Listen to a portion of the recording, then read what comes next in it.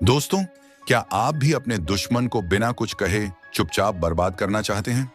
तो यह वीडियो सिर्फ आपके लिए है, क्योंकि आज हम बताने वाले हैं चुप रहकर दुश्मन को बर्बाद करने के 8 ऐसे तरीके जो ना सिर्फ असरदार हैं बल्कि दिमाग को हिला देने वाले भी हैं। इन 8 तरीकों में हर एक तरीका बेहद जरूरी है, इसीलिए अगर आपने इनमें से कुछ भी मिस कर दिया तो आपका दुश्मन तो बर्बाद नहीं होगा, लेकिन आप जरूर हो जाएंगे। इसीलिए वीडियो को अंत तक जरूर देखें और बीच में छोड़ने की भूल हरगिज ना करें। तो चलिए शुरू करते हैं ये खामोश तबाही का खेल। पहला तरीका, अपनी खामोशी को ताकत बनाओ, कमजोरी नहीं। चाणक्य कहते हैं, जो व्यक्ति अपनी वाणी को नियंत्रित कर लेता है वह बिना युद्ध किए शत्रु पर विजय प्राप्त कर सकता है। चुप रहना कई बार सबसे तेज और घातक अस्त्र होता है। जब आप अपने दुश्मन की बातों का जवाब नहीं देते तो आप उसके प्लान को ही फेल कर देते हैं, क्योंकि उसे उम्मीद होती है कि आप प्रतिक्रिया दोगे, बहस करोगे, गुस्सा दिखाओगे। लेकिन जब आप बिल्कुल शांत रहते हो तो वह अंदर से टूटने लगता है। आपकी चुप्पी एक ऐसा दर्पण बन जाती है जिसमें उसका झूठ, उसका क्रोध और उसका छल उसे साफ साफ दिखाई देने लगता है। उसे लगता है कि उसकी चालाकी का कोई असर ही नहीं हो रहा, और यही उसे भीतर से खा जाता है। वह बार बार आपको उकसाने की कोशिश करेगा, लेकिन जब आप हर बार शांति और मुस्कान से जवाब दोगे तो वह बेचैन होने लगेगा। यही बेचैनी उसकी बर्बादी की शुरुआत होती है। खामोशी तब और भी ज्यादा असरदार हो जाती है जब आप एक्शन में दिखते हो। बिना कुछ कहे आप खुद को बेहतर बनाते जाओ, अपनी लाइफ में ग्रो करो, अपने काम को और चमकाओ। जब आपकी सफलता उसकी असफलता को आईना दिखाने लगे तब वह खुद को खोने लगता है। लोग जब आपकी तारीफ करने लगते हैं और वह सिर्फ आपको नीचा दिखाने की कोशिश में मशगूल रहता है तो धीरे धीरे उसकी खुद की इमेज गिरने लगती है। खामोश रहना यानी अपनी ऊर्जा को सही दिशा में लगाना। आप उसे जवाब देने में नहीं बल्कि खुद को आगे बढ़ाने में इस्तेमाल कर रहे होते हो, और यही बात आपके दुश्मन को सबसे ज्यादा खलती है। उसे यह एहसास होने लगता है कि वह चाहे कुछ भी कर ले, आप पर उसका कोई असर नहीं हो रहा, और यह भावनात्मक हार उसे मानसिक रूप से तोड़ देती है। इसलिए अगली बार जब कोई आपको उकसाने की कोशिश करे तो मुस्कुराइए और चुप रहिए। याद रखिए, खामोश तबाही सबसे ज्यादा असर करती है। दोस्तों, अगर आपको यह बात सही लगी तो एक लाइक और कमेंट में जरूर बताएं। दूसरा तरीका, चाणक्य नीति कहती है, जो व्यक्ति अपनी उपलब्धियों का ढिंढोरा नहीं पीटता वही असली विजेता होता है। दुश्मन को चुपचाप बर्बाद करने का सबसे असरदार तरीका है खुद की सफलता से उसे जलाना। लेकिन इस जलन को दिखावे या घमंड से नहीं बल्कि इतनी खामोशी से करना है कि उसकी आत्मा तक झुलस जाए। ध्यान से सोचिए, अगर आपका दुश्मन आपको नाकाम देखना चाहता है, अगर वह हर रोज यह उम्मीद कर रहा है कि आप गिर जाओ, फेल हो जाओ, तो आपकी हर छोटी बड़ी कामयाबी उसके लिए एक करारा तमाचा है। मगर यह तमाचा सबसे जोर से तब लगता है जब आप अपनी सफलता का शोर नहीं मचाते बल्कि बस काम करते जाते हैं, बिना बोले, बिना शोर किए। हर बार जब आप एक नया मुकाम हासिल करते हैं तो वह व्यक्ति अंदर ही अंदर टूटने लगता है। उसे लगता है कि उसका अपमान हो रहा है, लेकिन वह कुछ कर भी नहीं पाता, क्योंकि आप ना तो उसका नाम ले रहे हो ना ही कोई जवाब दे रहे हो, बस आगे बढ़ते जा रहे हो। यही चुप्पी उसे पागल कर देती है। आपके काम का असर उसके मनोबल को धीरे धीरे खा जाता है। लोग जब आपके बारे में बात करने लगते हैं, आपकी तारीफ करने लगते हैं, तो उसका ईगो घायल हो जाता है, और जब आप फिर भी शांत रहते हो तब वह खुद से सवाल करने लगता है, क्यों यह मुझसे आगे निकल गया, मैं क्यों वहीं खड़ा हूं। यही सवाल उसे अंदर से तोड़ देते हैं। वह बाहर से चाहे जितना शांत दिखे, लेकिन भीतर वह घुटने लगता है, और जो इंसान अंदर से कमजोर हो जाए उसकी बर्बादी तय होती है। इसलिए चुप रहकर काम कीजिए, परिणाम खुद बोलेगा। ना शो ऑफ करना है, ना दूसरों को बताना है कि आपने क्या हासिल किया। बस इतना कीजिए कि आपका दुश्मन मजबूर हो जाए आपको नोटिस करने के लिए, चाहे वह चाहे या ना चाहे। याद रखिए, सच्ची सफलता वही है जो खुद बोले, और जब आप खामोशी से जीतते हैं तो आपके दुश्मन की हार सबसे ज्यादा तकलीफ देह होती है। यही खामोश विजय सबसे गहरी चोट पहुंचाती है। तीसरा तरीका, चाणक्य कहते हैं, शत्रु की सबसे बड़ी कमजोरी वही होती है जिसे वह सबसे बड़ी ताकत समझता है। अब सोचिए, अगर आपको अपने दुश्मन की कमजोरी का अंदाजा हो जाए तो आप उसे बिना लड़ाई के भी मात दे सकते हैं। लेकिन ध्यान दीजिए, यहाँ बात है चालाकी से काम लेने की, ना कि सामने से टकराने की। हर इंसान में कोई ना कोई कमजोरी होती है, कोई अहंकार में डूबा होता है, कोई गुस्से में अंधा, कोई खुद को बहुत चालाक समझता है तो कोई दूसरों को बेवकूफ। अब आप जब इन कमजोरियों को पहचान लेते हो और खुद शांत रहकर बिना कुछ कहे उनका इस्तेमाल करने लगते हो, तब दुश्मन की हार तय हो जाती है। मान लीजिए आपका दुश्मन घमंडी है। उसे लगता है कि वही सबसे ज्यादा जानता है। हर बार उसकी बात मानते हुए सिर हिलाओ तो वह और ज्यादा आत्मग्ध होता जाएगा और फिर एक दिन वही घमंड उसे ऐसे निर्णय लेने पर मजबूर कर देगा जो उसकी बर्बादी की जड़ बनेंगे। और आप बस दर्शक बने रहेंगे, एक शांत दर्शक जो पहले से जानता था कि यह खेल कहां जाकर रुकेगा, या फिर वह व्यक्ति जो हर बात पर गुस्सा करता है।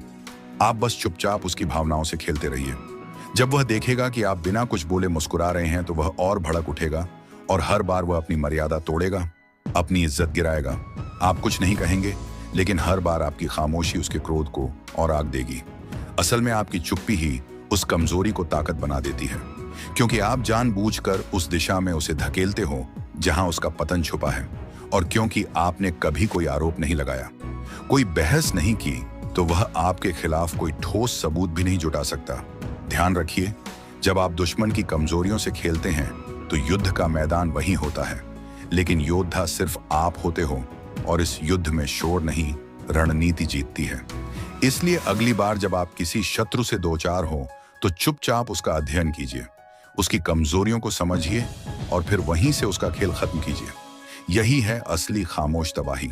चौथा तरीका, सबसे बड़ी सजा, उसे नजरअंदाज कर देना चाणक्य कहते हैं। निंदक को उत्तर देने की अपेक्षा उसे उपेक्षित कर देना अधिक घातक होता है। यह बात गहरी है और इसका असर दुश्मन पर भीतर तक होता है। जिस इंसान ने आपको नीचा दिखाने की, आपको चोट पहुंचाने की या आपके सम्मान को ठेस देने की साजिश की हो, जब आप उसे पूरी तरह नजरअंदाज कर देते हैं तो यह उसके लिए सबसे बड़ी सजा बन जाती है।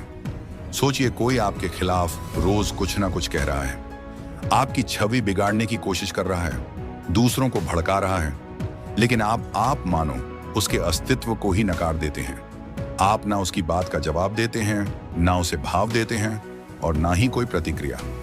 अब वह बेचैन होने लगता है क्योंकि उसे आपकी प्रतिक्रिया चाहिए थी, गुस्सा, बहस, सफाई या झगड़ा, लेकिन उसे कुछ नहीं मिला।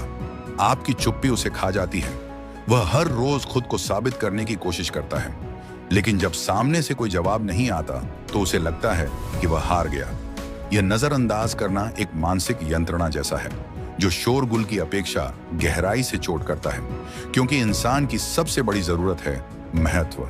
और जब आप किसी को यह जताते हैं कि वह आपके लिए इतना भी महत्वपूर्ण नहीं है कि आप उसे नोटिस करें, तो वह भीतर तक हिल जाता है। दुश्मन को इससे बड़ा अपमान और कुछ नहीं हो सकता कि उसकी सारी साजिशें, उसकी सारी चालें, उसकी सारी मेहनत किसी काम की ही नहीं रही। आपने उसे अपने जीवन से एक बेकार अध्याय की तरह काट कर फेंक दिया। यही वह पल होता है जब उसका आत्मसम्मान खुद ही टूटने लगता है, जब वह देखता है कि उसकी मौजूदगी का कोई असर नहीं पड़ रहा, ना आपकी सफलता पर, ना आपकी खुशी पर और ना ही आपके फैसलों पर। तब वह मानसिक रूप से हार मानने लगता है, और जो इंसान मानसिक रूप से हार गया उसका पतन तय है। इसलिए अगली बार अगर कोई दुश्मन आपको नीचा दिखाने की कोशिश करे तो सबसे करारा जवाब है कोई जवाब ही ना देना। बस इतना याद रखिए, कभी कभी सबसे बड़ी चोट वो होती है जो दिखाई नहीं देती, और नजरअंदाज करना उसी अदृश्य वार की एक बेहतरीन मिसाल है। छठा तरीका, उसकी चालों से पहले ही एक कदम आगे रहना। चाणक्य नीति कहती है, जिस व्यक्ति को शत्रु की योजनाओं का पूर्व ज्ञान हो उसे हराने वाला कोई नहीं। दुश्मन की सबसे बड़ी ताकत होती है अचानक हमला, लेकिन जब आप उसकी चालों को भांपने लगते हो, जब आप हर बार एक कदम आगे चलने लगते हो, तो उसकी रणनीति बेकार हो जाती है और यही बनता है उसकी बर्बादी का सबसे चुपचाप और घातक तरीका। अब यह कैसे होगा? पहला कदम है ध्यान देना। आपको अपने दुश्मन की हर हरकत, हर शब्द, हर निर्णय को गहराई से देखना है। वो किससे बात कर रहा है, क्या फैला रहा है, कहां कहां आपकी छवि को चोट पहुंचाने की कोशिश कर रहा है। यह सब आपको सतह के नीचे से समझना होगा, बिना कहे, बिना पूछे, बस समझते रहिए। दूसरा कदम है अपनी प्रतिक्रियाओं को नियंत्रित करना। जब आपको पता हो कि दुश्मन आपको फंसाना चाहता है तो आपको शांत रहना है। जब वह आपको गुस्सा दिलाना चाहे तो आपको मुस्कुराना है। तीसरा कदम है अपनी योजनाओं को छुपा कर रखना। दुश्मन की एक और कमजोरी होती है उसे नहीं सहन होता कि उसे पता ना हो कि आप क्या करने वाले हैं, तो बस उसे अंदाजा ही मत होने दो। चुप रहकर, शांत रहकर, लेकिन पूरी ताकत से अपने लक्ष्यों की ओर बढ़ते रहो। आपकी खामोशी ही उसकी बेचैनी बन जाएगी। जब आप उसकी हर चाल से पहले तैयारी कर लेते हो, तब उसका सारा प्लान खुद ब खुद फेल हो जाता है।